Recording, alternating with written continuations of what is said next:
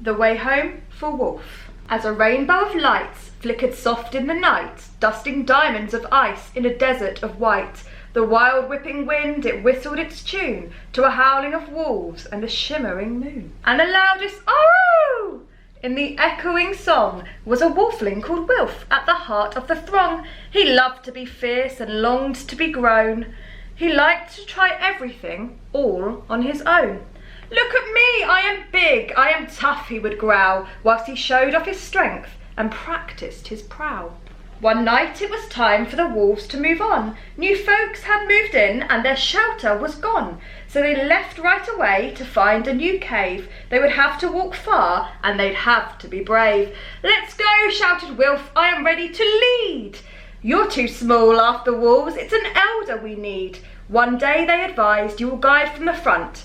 "I suppose," muttered Wilf with a huff and a grunt. They struggled through snow as high as their flanks and leapt over rocks as they scaled icy banks. Wilf gave his all to keep pace and keep up, but strong-willed as he was still just a pup.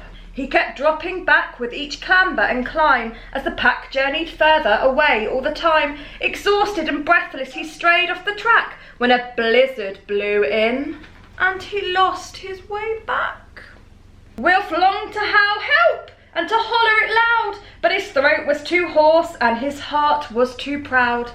He lay on the tundra, his tail curled up tight, a blanket of stars was his bed for the night, until crack went the ice, crack and creak! Wilf jumped to all fours with a deafening shriek. He stuck out the claws on every limb. He had to hold on because Wilflings can't swim. Then he fell and he fell, rolling and spinning. It felt like the end, but was just the beginning. Since somebody down there had heeded his scream, and she swooped from beneath like a watery dream. "I'll help you," she called, "just reach for my horn." A majestic and magical sea unicorn.